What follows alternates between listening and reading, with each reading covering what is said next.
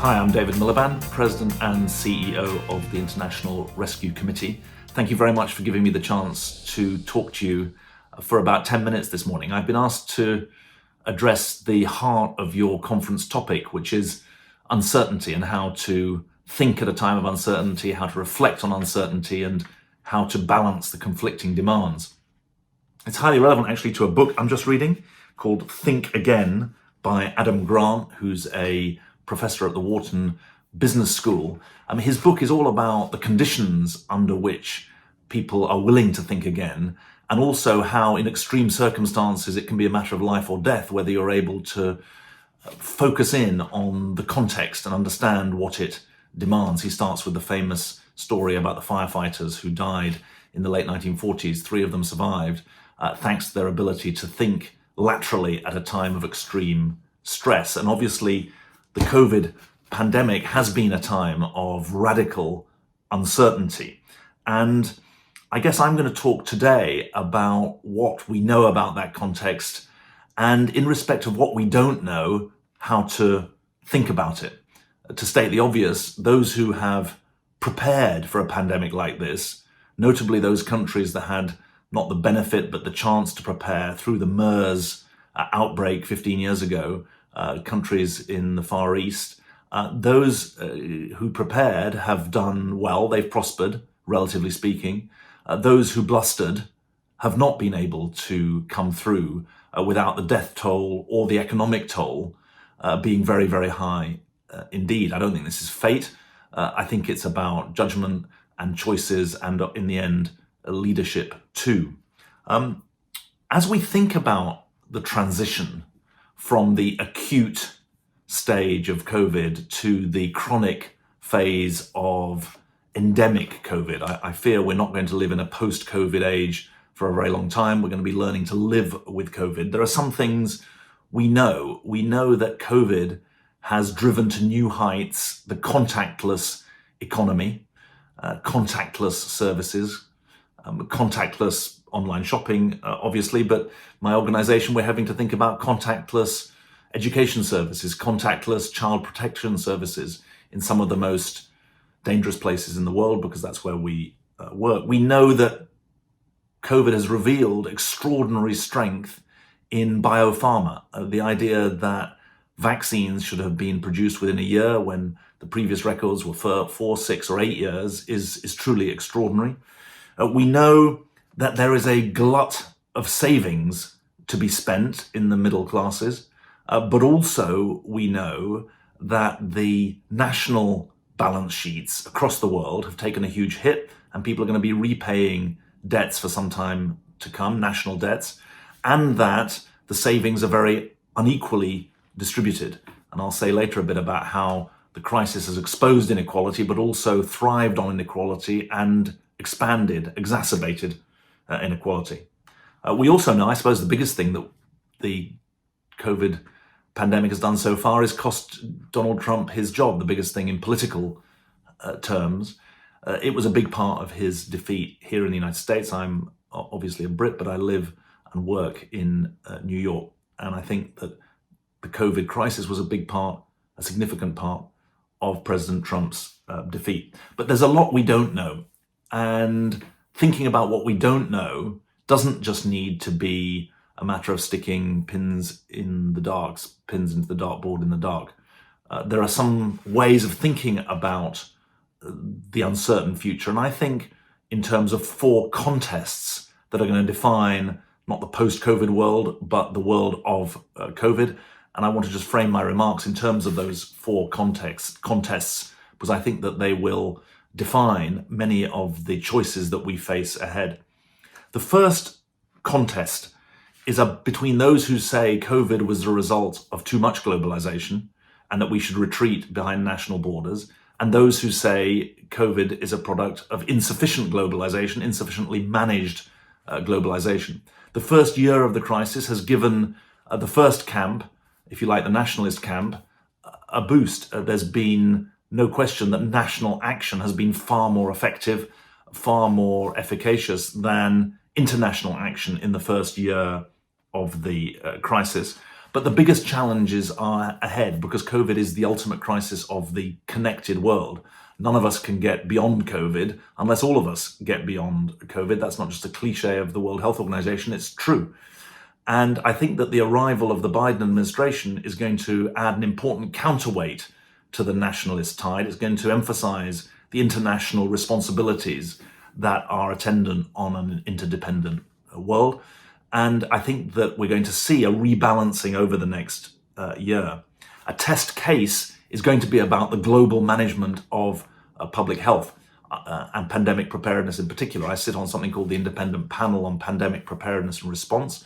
We've issued our interim report, and it argues that the global health system was underpowered as well as underfinanced for the responsibilities that it had.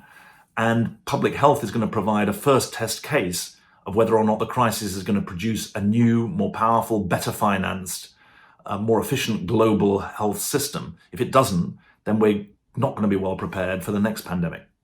The second contest is more political, really. It's about between those who say that COVID has revealed that autocratic countries do better than democratic countries, that autocratic systems are better tuned to the needs of the moment than democratic systems.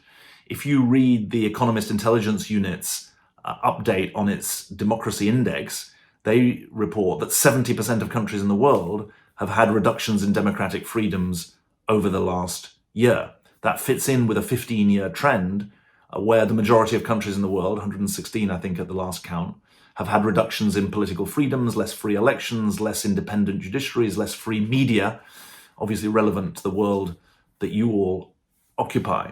And this seems to me to be absolutely fundamental. It's not just about China versus the US and significantly the soft power implications of the way in which the COVID crisis has been dealt with in China and in the US, but it's significantly focused around that at the moment because of the PR offensive that's underway to claim that the Chinese response to COVID has been a demonstration of the benefits of autocratic systems.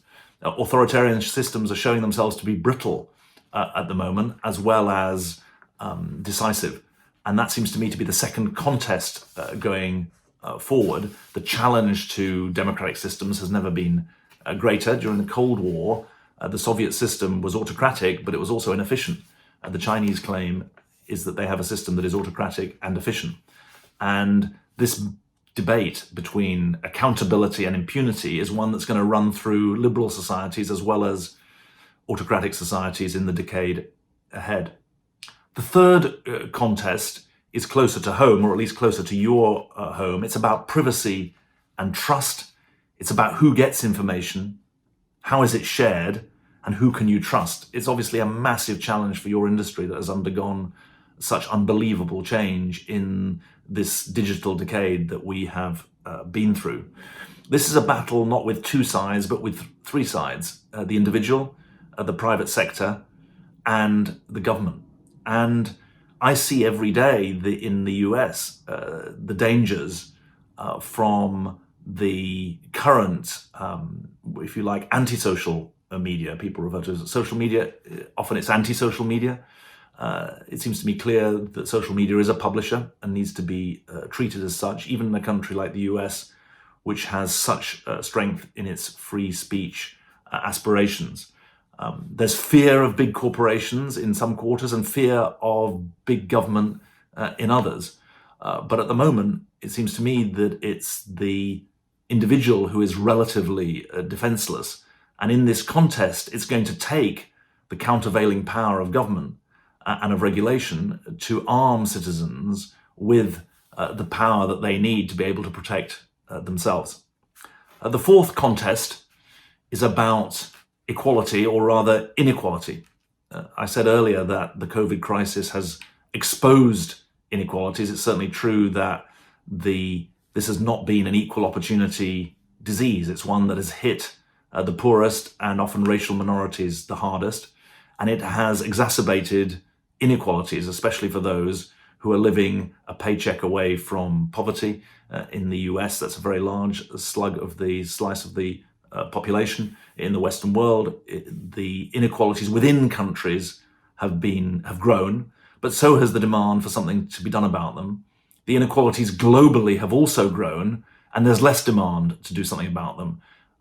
The case of vaccine distribution is going to be at the heart of this argument going forward.